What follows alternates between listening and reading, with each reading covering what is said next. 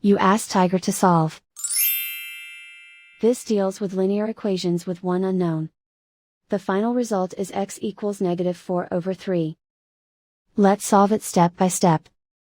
Group all constants on the right side of the equation. Subtract 8 from both sides. Simplify the arithmetic.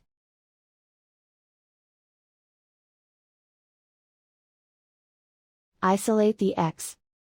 Divide both sides by 6. Simplify the fraction. Find the greatest common factor of the numerator and denominator. Factor out and cancel the greatest common factor. And so the final result is x equals -4/3.